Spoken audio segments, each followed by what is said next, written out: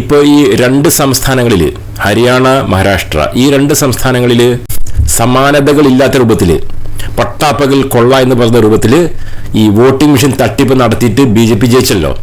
ഈ രണ്ട് വിജയത്തിന് ശേഷം ഇന്ത്യയിലത്തെ പ്രതിപക്ഷ പാർട്ടിക്കാർ എന്ത് ചെയ്തു, എന്തെങ്കിലും പ്രക്ഷോഭം നടത്തിയോ എന്നൊക്കെ നമ്മൾ ചിന്തിക്കാറുണ്ട്. കാരണം കോൺഗ്രസ് പാർട്ടി പ്രസിഡന്റായിട്ടുള്ള ഖർഗെ മുമ്പ് പറഞ്ഞു ഈ വോട്ടിംഗ് മെഷീൻ വേണ്ട എന്നൊക്കെ പറഞ്ഞു ഒരു അനൗൺസ്മെന്റ് ഒക്കെ നടത്തി.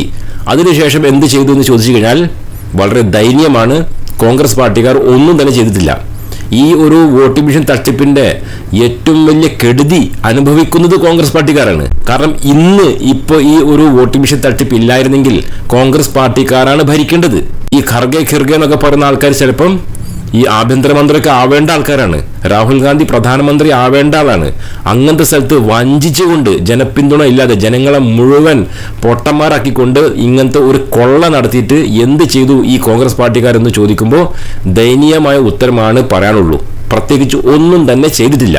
പക്ഷേ ഇപ്പോ ചില സംഭവ വികാസങ്ങൾ നടന്നതിന് ശേഷം ചില രൂപത്തിലുള്ള ഊർജം ഈ കോൺഗ്രസ് പാർട്ടിയുടെ ഇടയിൽ കാണാൻ സാധിക്കുന്നുണ്ട്. കോൺഗ്രസ് പാർട്ടിയുടെ ഇടയിൽ മാത്രമല്ല, ഈ ഒരുപാട് പാർട്ടിക്കാർ വേറെയുണ്ട്. App party, Samajwadi party, UBT എന്നൊക്കെ പറയുന്ന ഒരുപാട് പാർട്ടികൾ വേറെയുണ്ട്. അവരുടെ ഇടയിൽ ഒരു ചെറിയ ഊർജം വന്നിട്ടുണ്ട്. ആ ഊർജം വരാനുള്ള കാരണം എന്താ? ആ കാരണം കേട്ടാലാണ് നിങ്ങൾ അത്ഭുതപ്പെടുക. അത് ഇതാണ് ഈ വാർത്ത. ആരും തന്നെ വോട്ടിംഗ് മെഷീനെതിരെ സംസാരിക്കുന്നില്ല, പ്രതിഷേധിക്കുന്നില്ല എന്ന് കണ്ടപ്പോ ഈ ഒരു വാർത്ത സോഷ്യൽ ആക്ടിവിസ്റ്റ് ആയിട്ടുള്ള ഡോക്ടർ ബാബ അധൗ എന്ന് പറയുന്ന ഒരു വ്യക്തി, അയാളുടെ വയസ്സ് എത്രയോ? 90 വയസ്സ്. ആ 90 വയസ്സുള്ള വ്യക്തി നിരാഹാര സമരത്തിന് ഇരിക്കുകയാണ്. എന്തിന്? വോട്ടിംഗ് മെഷീൻ ഇനി ഇന്ത്യയിൽ പാടില്ല എന്ന് പറഞ്ഞിട്ട്. 90 വയസ്സാള്. അതേസമയം ചെറുപ്പക്കാരൊക്കെ ഇവിടെ നാട്ടില് കുഴിമന്തി ബിരിയാണി അടിച്ച് കുമ്പിൻ തൂക്കി അങ്ങോട്ടും ഇങ്ങോട്ടും നടക്കുകയാണ്. ഞങ്ങൾക്ക് ആര് ഭരിച്ചാലും വേണ്ട, ഇന്ത്യ നശിച്ചാലും വേണ്ട, ഞങ്ങൾക്ക് ബിരിയാണി കിട്ടിയാൽ മതി പറഞ്ഞ് നടക്കുകയാണ്. അതേസമയം 90 വയസ്സായിട്ടുള്ള ഒരാള് നിരാഹാര സമരം നടത്തുകയാണ്. എന്നിട്ടോ അയാൾക്ക് പൂർണ്ണ പിന്തുണ പ്രഖ്യാപിക്കുന്നതിന് പകരം അവിടെ പോയിട്ട് ഫോട്ടോ എടുക്കുകയാണ് കോൺഗ്രസ്സുകാർ. അവിടെ പോയിട്ട് എല്ലാ ചെറുപ്പക്കാരും പോയിട്ട് നിരാഹാര സമരം കിടക്കണ്ടേ? കിടക്കുന്നില്ല. ഇനി ഭക്ഷണം കഴിക്കാതെ ഞങ്ങൾക്ക് ജീവിക്കാൻ വയ്യ എന്ന് തോന്നുകയാണെങ്കിൽ പോലും വലിയൊരു പ്രക്ഷോഭം നടത്തിക്കൂടെ? പ്രക്ഷോഭം നടത്താൻ യാതൊരു തടസ്സമില്ലല്ലോ. അതുപോലും നടത്താതെ ഇപ്പൊ അവിടെ പോയിട്ട് ഇരുന്ന് ഫോട്ടോ എടുക്കുകയാണ്. ഇത് ഈ ഫോട്ടോയിൽ കാണുന്നത് പോലെ തന്നെ. പിന്നെന്താന്ന് വെച്ചാൽ 90 വയസ്സായത് കാരണം തന്നെ 3 ദിവസത്തെ നിരാഹാര സമരം മാത്രമാണ് ഈ ഒരു വ്യക്തി ചെയ്യുന്നത്. അയാളുടെ സത്യത്തിൽ തലേപൊക്കി നടന്നാലും പോരാ. കാരണം ആരും മിണ്ടാത്ത സ്ഥലത്താണ് മുമ്പ് നിരാഹാര സമരം കിടക്കുന്നത്. കാരണം 3 ദിവസത്തിൽ കൂടുതൽ നിരാഹാര സമരം കിടന്നു കഴിഞ്ഞാൽ ചിലപ്പം ഇത്രയും വയസ്സായ ആൾക്ക് പലതരം വേറെ അസുഖങ്ങളൊക്കെ വരാൻ സാധ്യതയുണ്ട്. അപ്പോൾ അതിനെ കുറിച്ചിട്ട് മഹാരാഷ്ട്രയിലത്തെ ഒരു കോൺഗ്രസ് പാർട്ടി നേതാവായിട്ടുള്ള ഭായ് ജഗദപ്പ് എന്ന് പറയുന്ന ഒരാള് 2 വാക്ക് പറയാണ്. അത് പറയാനുള്ള കാരണം എന്താ അറിയോ? കാരണം മഹാരാഷ്ട്രയിലാണ് ഏറ്റവും വലിയ ഈ ഒരു അഴിമതി, തിരഞ്ഞെടുപ്പ് അഴിമതി നടന്നിട്ടുള്ളത്. എന്നുവെച്ചാൽ പട്ടാപ്പകല് നിങ്ങൾക്ക് എന്ത് ചെയ്യാൻ കഴിയടാ, നിങ്ങളുടെ മുഴുവൻ സീറ്റ് ഞങ്ങൾ ഈ ഒരു അഴിമതിയിൽ കൂടെ അടിച്ചു മാറ്റും, ചെയ്യാൻ പറ്റിയത് ചെയ്തോടാ എന്ന് പറഞ്ഞിട്ട് വെല്ലുവിളിച്ചുകൊണ്ടുള്ള ഒരു അഴിമതി നടത്തിയ സംസ്ഥാനമാണ് ഈ മഹാരാഷ്ട്ര എന്ന് പറയുന്നത്. മഹാരാഷ്ട്രയിൽ മുഴുവൻ കോൺഗ്രസ് തരംഗവും UBT തരംഗവുമാണ് ഉണ്ടായിരുന്നത്. നിങ്ങൾക്കറിയാം UBT എത്ര വലിയ ഈ ഉദ്ധവ് താക്കറയുടെ പാർട്ടിയാണുള്ളത്. ആ തരംഗം ഉണ്ടായിട്ട് പോലും ഈ പറയുന്ന ഇന്ത്യ സഖ്യത്തിന് ആകെ കിട്ടിയത് 54 സീറ്റാണ്. 230 സീറ്റാണ് ജനപിന്തുണ ഇല്ലാത്ത, ജനങ്ങൾ തെരഞ്ഞെടുക്കാത്ത BJP സഖ്യത്തിന് കിട്ടിയത്. അപ്പൊ അതുകൊണ്ട് തന്നെ ഈ ഒരു കോൺഗ്രസ് പാർട്ടി നേതാവ് പറയാണ്, ഈ തിരഞ്ഞെടുപ്പ് കമ്മീഷൻ ഉണ്ടല്ലോ, ഇത് മോദിയുടെയും അമിത്ഷായുടെയും വീട്ടിന്റെ മുറ്റത്തിരിക്കുന്ന വളർത്ത് നായിന്റെ മക്കളാണെന്ന് പറയാണ്. കേട്ടു നോക്കി. और महाराष्ट्र में इस तरह के नतीजे, जो कि ऐसा कुछ है ही नहीं, इन्होंने कुछ ऐसा काम किया है, न कि केंद्र का कोई काम है. 6 महीने पहले, 4 महीने पहले लोकसभा में एक निर्णय आता है और वो लोगों का निर्णय है, और ये अचानक सारी चीजें, तो ये मैंने पहले भी कहा है और मैं पहले से कहते आया हूं कि ये EVM का खेल है, और आज नहीं तो कल इसके ऊपर बातचीत होनी चाहिए. आज नहीं तो कल इसके ऊपर, जैसा अभी कांग्रेस ने एक ये लिया है कि बैलेट पेपर पे आ जाओ. आप इतनी बड़ी हमारा लोकतंत्र है और विश्व में सबसे बड़ा लोकतंत्र है, तो उस लोकतंत्र के ऊपर अगर कोई सवाल या निशान तैयार होता है तो उसका बिल्कुल जवाब ये जो है इलेक्शन कमीशन है और सरकार को देना पड़ेगा. इलेक्शन कमीशन तो कुत्ता है, कुत्ता बन के नरेंद्र मोदी जी के बंगले के बाहर बैठते ये सारे जितनी भी एजेंसीज है जो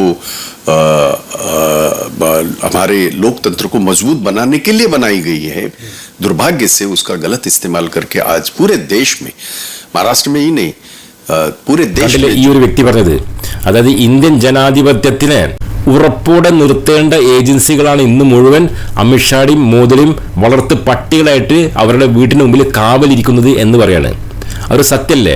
കാരണം ഇന്ന് എന്ത് ജനാധിപത്യമാണ് ഇന്ത്യയിൽ ബാക്കിയുള്ളത്? ഒന്നുമില്ല. ആകെ ജനങ്ങൾക്കുള്ള ഒരു ശക്തിയാണ് വോട്ട് ചെയ്തിട്ട് അഴിമതിക്കാരായ രാഷ്ട്രീയക്കാരനെ എടുത്ത് എറിയുക എന്നുള്ളത്. ആ അധികാരം പോലും പോയിരിക്കുകയാണ്. അതിന്റെ ഏറ്റവും വലിയ ഉദാഹരണമാണ് ഗുജറാത്തിലേക്ക് നോക്കിയാൽ മതി. അവിടുത്തെ ജനങ്ങൾ എന്തിനാ വോട്ട് ചെയ്യുന്നത് ആര് കണ്ട്? ഇപ്പോൾ വോട്ട് ചെയ്താലും BJP മൃഗീയ ഭൂരിപക്ഷത്തിൽ ജയിച്ചു എന്ന് പറയും. എന്താണ് സത്യത്തിൽ ഈ ഒരു BJP അവിടെ ചെയ്യുന്നത്? ഒന്നും ചെയ്യുന്നില്ല. ജനങ്ങളെ കൂടുതൽ പട്ടിണിയിലാക്കുന്നത് മാത്രമേ ഉള്ളൂ. അതേപോലെ തന്നെയാണ് മഹാരാഷ്ട്രയിലും, അതേപോലെ തന്നെയാണ് ഇന്ത്യ മൊത്തവും. എന്നിട്ടാണ് ഈ ഒരു ലോക്സഭാ തെരഞ്ഞെടുപ്പ് ഇത്രയും മൃഗീയ ഭൂരിപക്ഷത്തോട് കൂടിയിട്ട് ഈ BJP സഖ്യം ജയിച്ചത്. അന്നേ ഞാൻ പറയുന്നുണ്ട്, BJPക്ക് ഈ ബാലറ്റ് പേപ്പറിലായിരുന്നു തെരഞ്ഞെടുപ്പെങ്കിൽ ഒരു 20 സീറ്റ് പോലും കിട്ടില്ലെന്ന്. എൻ്റെ സംശയം എന്താണെന്നറിയോ? 20 സീറ്റ് പോയിട്ടേ 10 സീറ്റ് പോലും ഇന്നത്തെ അവസ്ഥയിൽ കിട്ടില്ല. കാരണം ജനങ്ങൾ അത്രക്കധികം വെറുത്ത് കഴിഞ്ഞു.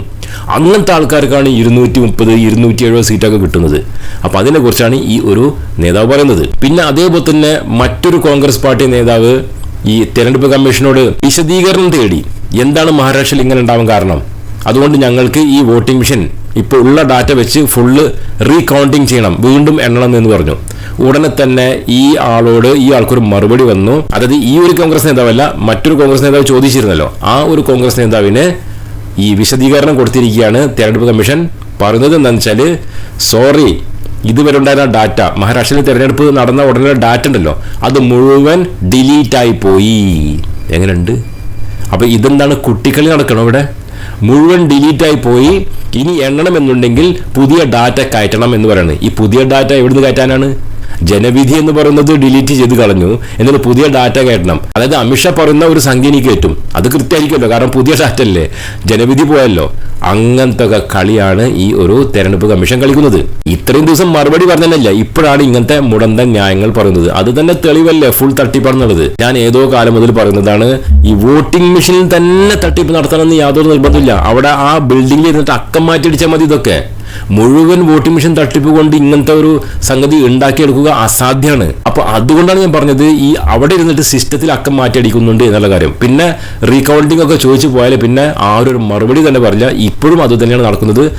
എന്ത് ചോദിച്ചാലും ഒരു മറുപടിയും ഈ ഒരു തെരഞ്ഞെടുപ്പ് കമ്മീഷന്റെ ഭാഗത്തുനിന്നില്ല. അതിനെക്കുറിച്ചിട്ട് ജയറാം രമേശ്, ഈ കോൺഗ്രസ് പാർട്ടിയുടെ ഒരു സമുന്നത നേതാവാണ്, മൂപ്പർ സംസാരിക്കുന്നത് കേട്ടു നോക്കാം. EVM का भी मुद्दा उठा। हरियाणा में जो हमने शिकायतें की थी 20 सीटों को लेकर, इलेक्शन कमीशन ने हमें सुना पर हमारी शिकायतों का उन्होंने नजरअंदाज किया। आज सुबह हमने हमारे 3 वरिष्ठ नेता नाना पटोले जी, रमेश चन्नीतला जी और मुकुल वासनिक जी ने महाराष्ट्र चुनाव को लेकर चुनाव आयोग को एक लंबा खत लिखा है, सारी शिकायतें दी हैं और सोमवार को हमने समय मांगा है इलेक्शन कमीशन से, उनको और अवगत कराएं। तो हम कर सकते हैं, हम कर रहे हैं, हम अपना फर्ज निभा रहे हैं, हम अपना धर्म निभा रहे हैं, पर चुनाव आयोग को भी अपना धर्म निभाना होगा और वो धर्म है निष्पक्ष चुनाव कराना। जो सर्वसम्मति से सब लोग कह रहे थे, चुनावी प्रक्रिया आज ईमानदारी से नहीं चल रही है। और जब जन आंदोलन की बात की गई है प्रस्ताव में, वो जन आंदोलन है। ഓക്കെ, ജയറാം രമേശ് പറഞ്ഞത് കോൺഗ്രസ് പാർട്ടിയിലെ 3 സമുന്നത നേതാക്കളുടെ വ്യക്തികൾ, അതിലത്തെ ഒരാളാരറിയോ? രമേശ് ചെന്നിത്തലയാണ്.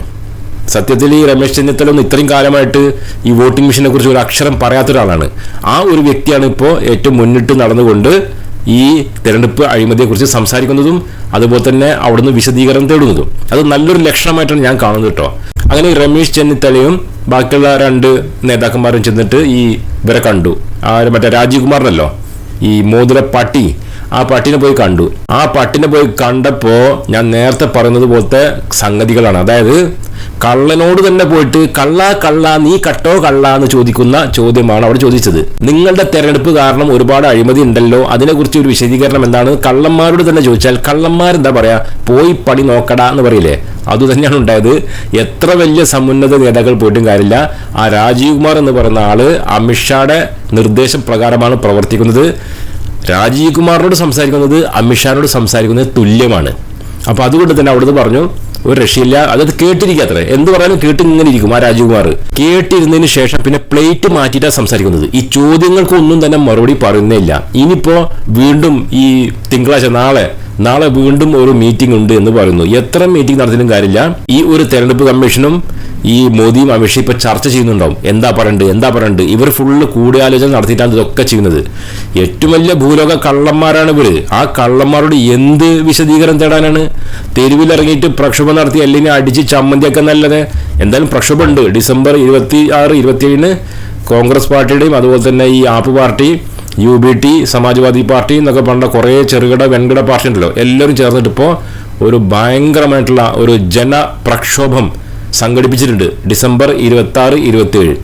അപ്പോൾ ആ ഒരു ദിവസത്തിലേക്ക് എത്തണ്ട എന്നുണ്ടെങ്കിൽ ഈ മഹാരാഷ്ട്രയിലെ തെരഞ്ഞെടുപ്പ് ഫലം തന്നെ മാറ്റിയിട്ട് അവിടെ റീപോളിംഗ് നടത്തണം എന്ന് മറ്റൊരു കോൺഗ്രസ് വനിതാ നേതാവ് തന്നെ പറയുന്നുണ്ട്. അപ്പോൾ ആ സ്ത്രീ പറഞ്ഞതുപോലെയാണെങ്കിൽ വീണ്ടും തെരഞ്ഞെടുപ്പ് അറ്റ്ലീസ്റ്റ് മഹാരാഷ്ട്രയിലെങ്കിലും നടത്തണം. എൻ്റെ അഭിപ്രായത്തിൽ ഇന്ത്യ ഒട്ടുക്കും വീണ്ടും ലോക്സഭാ തെരഞ്ഞെടുപ്പ് നടത്തണമെന്നാണ്. കാരണം ഈ മോദി അമിത്ഷാ ജയിച്ചിട്ടില്ല, തോറ്റ് അമ്പിരിക്കുകയാണ്, തോറ്റ് തുന്നം പാടിയിരിക്കുകയാണ്. അങ്ങനത്തെ ആൾക്കാരനെ ചവിട്ടി പുറത്താക്കാൻ ഇനി ഒരു മാർഗമുള്ളൂ, വീണ്ടും ലോക്സഭാ തെരഞ്ഞെടുപ്പ് നടത്തുക. പക്ഷെ അതൊരിക്കലും നടത്തൂലല്ലോ, അത് നമുക്കറിയാവുന്ന കാര്യമാണ്. അപ്പോൾ അതുകൊണ്ടാണ് പറയുന്നത് ഏറ്റവും കുറഞ്ഞത് മഹാരാഷ്ട്രയിലും നടത്തി കഴിഞ്ഞാൽ ജനങ്ങൾക്ക് ബോധം വരുമല്ലോ. അത് ശരി, അപ്പോൾ ഈ ജാതി പറ്റികൾ സാണ്ടുള്ളിൽ നടത്തിയത് എന്നുള്ള ഒരു അറിവ് ജനങ്ങൾക്ക് കിട്ടില്ല, അതിനുവേണ്ടി പറയുന്നതാണ്. അപ്പോൾ ഇത് എല്ലാവരും മനസ്സിലാക്കി വെക്കുക. വോട്ടിംഗ് മെഷീനൊക്കെ എണ്ണമെടുത്ത് ചവിട്ടി കളയണം. അതോടൊപ്പം തന്നെ അമിത്ഷയും മോദിയും താനെ അറബിക്കടലിൽ പോയി പതിക്കുമെന്ന കാര്യത്തിൽ ഒരു സംശയം വേണ്ട. അപ്പോൾ ഈ ഒരു വീഡിയോയിൽ എത്രമാത്രം പറഞ്ഞുകൊണ്ട് അവസാനിപ്പിക്കുകയാണ്. അടുത്ത വീഡിയോയിൽ കാണാം. ബൈ.